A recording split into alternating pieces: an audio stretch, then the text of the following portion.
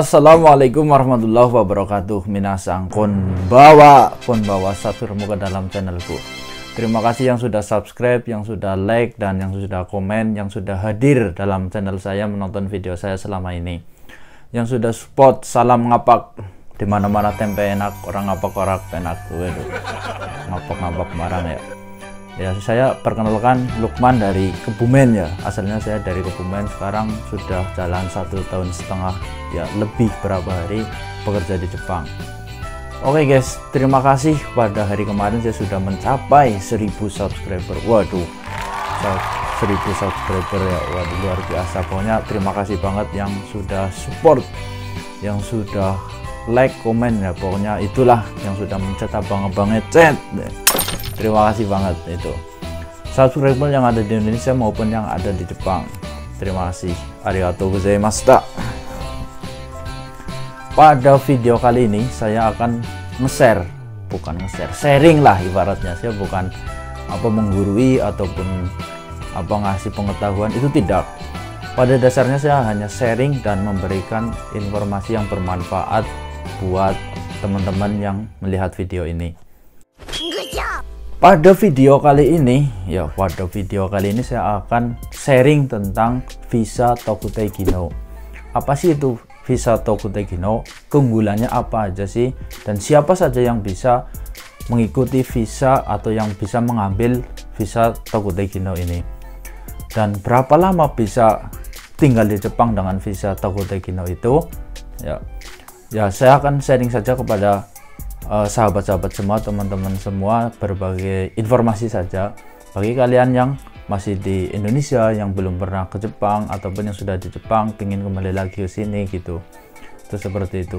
Sebelum lanjut ke videonya, silahkan kalian like dan subscribe. Yang penting subscribe-nya buat saya dan komentar. Jangan lupa bagikan jika video saya itu bermanfaat buat kalian, tentunya seperti itu. Terima kasih. Intro dulu guys.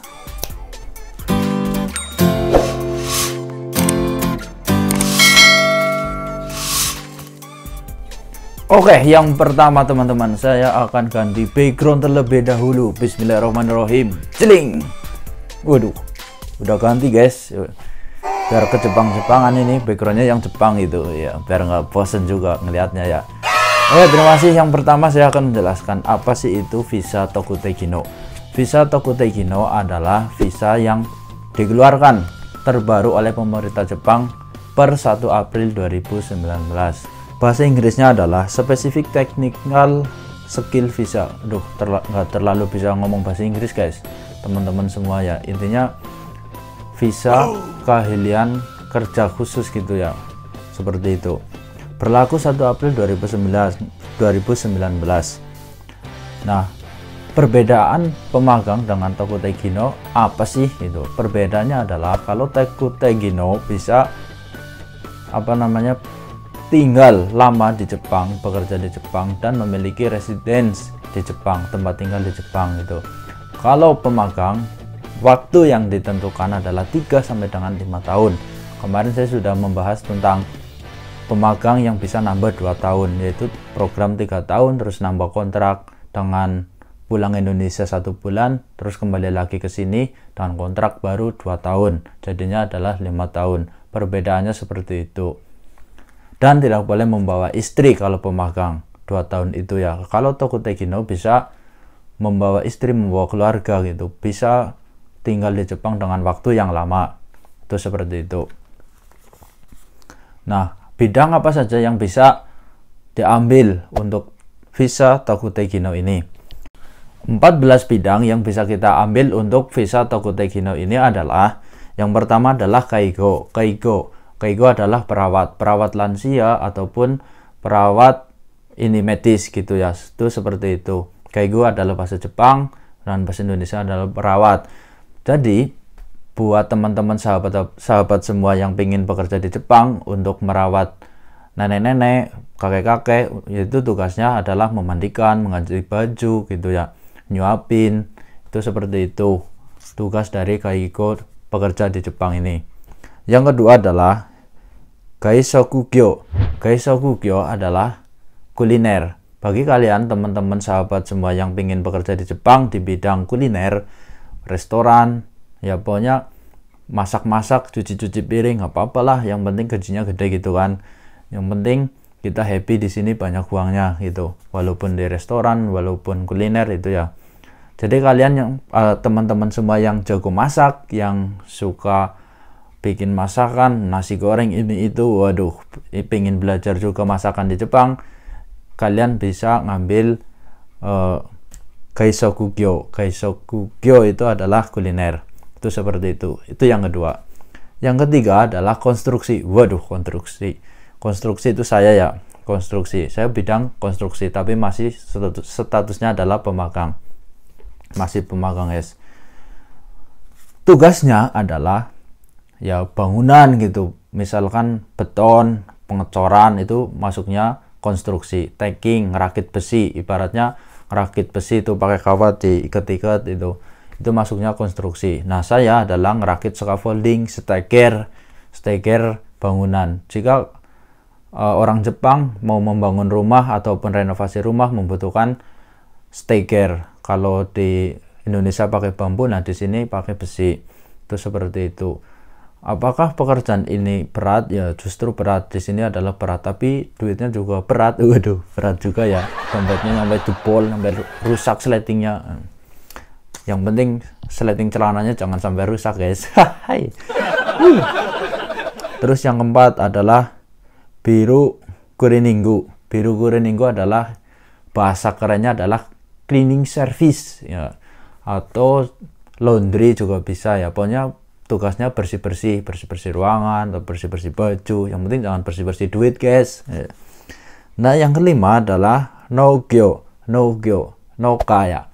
Noka artinya adalah petani. Nogyo adalah pekerjaannya yaitu pertanian. Bagi teman-teman yang ingin belajar pertanian di Jepang, ingin berkembang lagi ntar nanti di Indonesia setelah belajar di Jepang, itu bisa kalian ambil bagian pertanian ini. Pertanian di Jepang ya enak, nggak nyangkul cekuk pakai pancong, pakai sabit gitu ya. Itu enggak. Jadi pertanian di Jepang ini sudah sangat maju, pakai mesin. Misalkan mau bajak sawah itu ya pakai mesin, tandur pakai mesin, panen padi pakai mesin. Wah, udah serba mesin, canggih, jos banget, jos gandos, mantap jiwa, guys. Dan yang keenam adalah makanan dan minuman. Makanan dan minuman banyak, yaitu di bagian kojo. Kojo adalah pabrik. Jadi teman-teman yang ingin bekerja di pabrik, bagian makanan, bagian pengepakan, bikin makanan, pengolahan makanan, minuman, bikin aqua Pocari Sweat gitu ya. Jadi teman-teman bisa ngambil di bagian makanan dan minuman ini. Terus yang ketujuh adalah bidang akomodasi perhotelan. Waduh, perhotelan. Kerjanya ngapain gitu? Mijetin om-om apa itu? Bukan, guys, bukan seperti itu. Jadinya bisa bagi teman-teman yang ingin bekerja di hotel itu bukan mijetin om-om, tapi ya bisa jadi kasir, bisa jadi pelayan, nganterin minuman, nganterin makanan gitu ya. Jadi jangan memikirkan yang enggak gitu ya. Yang penting gajinya, guys, halal gitu ya. Senang-senang di Jepang ini. Resepsionis, pelayan gitu ya, bisa, dan yang lain sebagainya yang terkait dengan hotel. Itu seperti itu. Yang kedelapan adalah part mesin dan perkakas di pabrik. Nah, bagi teman-teman yang pernah bekerja di mesin las, bubut, ataupun press, nah kalian teman-teman semua bisa ambil bidang ini gitu ya. Bisa mengambil di sini, bisa bekerja di Jepang dengan mengoperasikan mesin press, mesin welding, ya mesin apa aja lah itu ya. Yang penting masih dalam part mesin ya, pokoknya seperti saya itu machining juga bisa kan, silinder blok di machining biar halus, di machining kan masukin paling ya colek, ngecek, colek, kerjanya seperti itu, guys. Ngecek sama dorong itu Tuh seperti itu, masukin mesin keluarnya udah halus. Waduh, halus kayak apa Pak? Yang nomor 9, bidang industri pembuatan kapal. Nah, bagi teman-teman yang tadinya sekolah di pelayaran, SMK pelayaran, ingin melanjutkan kemampuannya, bakatnya, bisa bekerja di pembuatan kapal di Jepang. Itu seperti itu.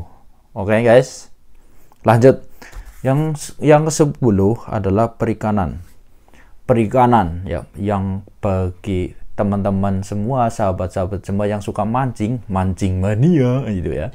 Mancing mania bisa ambil di bagian perikanan ya, di kapal ini. Nah, di perikanan ini macam-macam guys, sahabat-sahabat semua. Jadi ada yang setiap hari pulang, setiap hari berangkat, ada yang berapa bulan sekali itu baru mendarat. Itu tergantung perusahaannya.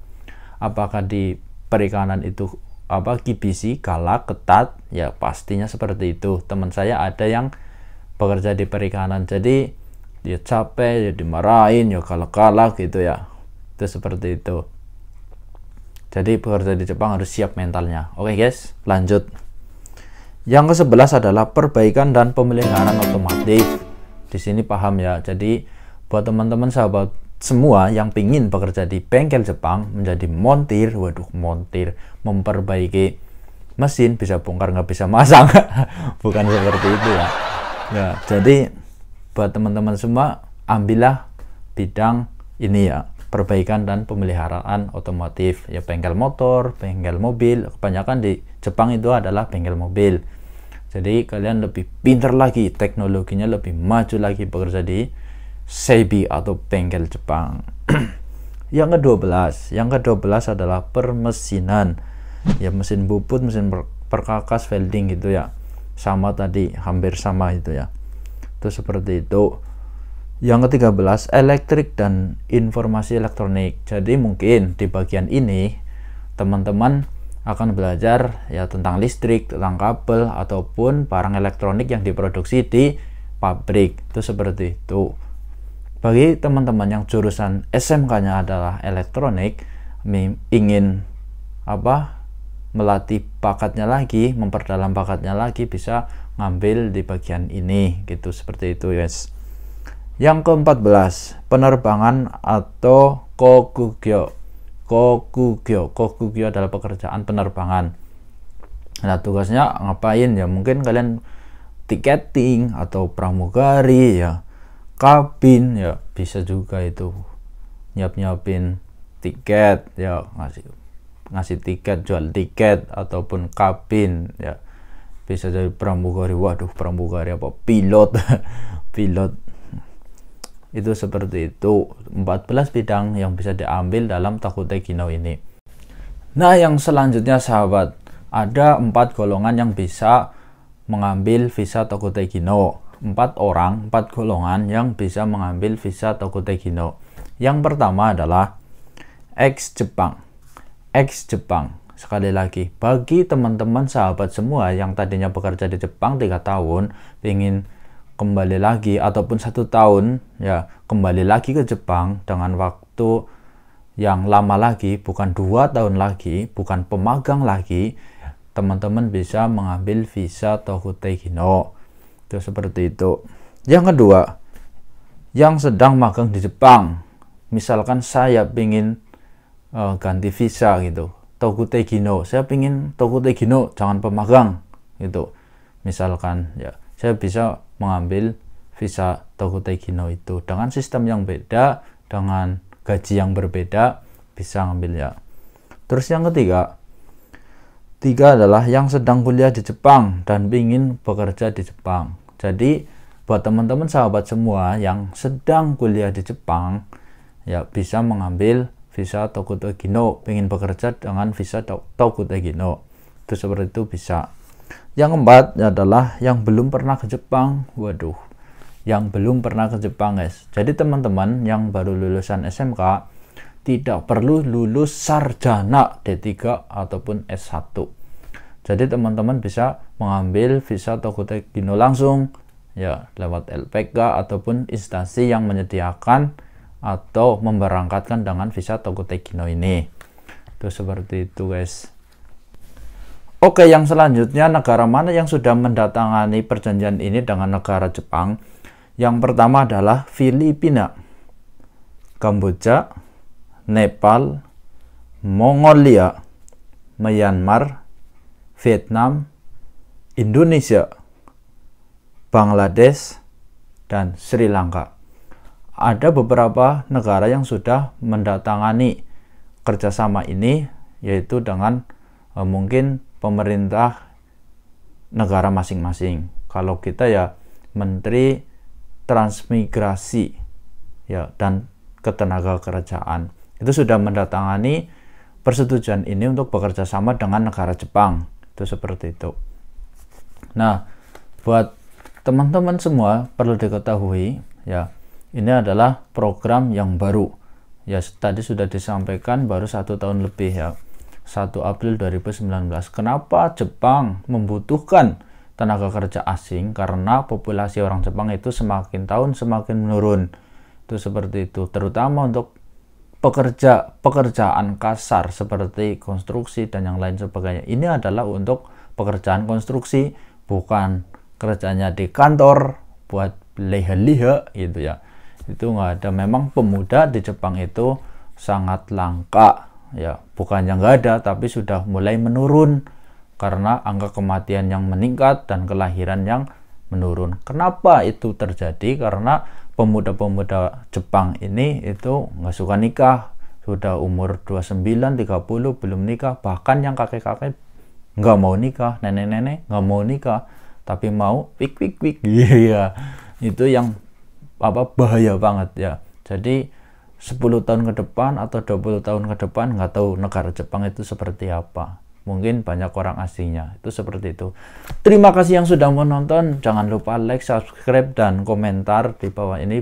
Bagi kalian yang ingin bertanya, silakan tanya di Instagram Lukman_Sakura ataupun di Facebook yaitu DL Salsa. Sebisa mungkin akan saya jawab dan sepengetahuan saya. Kalau nggak bisa jawab, ya nggak dijawab gitu ya. Nggak tahu atau bagaimana. Oke, terima kasih. Sekian. Wassalamualaikum warahmatullahi wabarakatuh.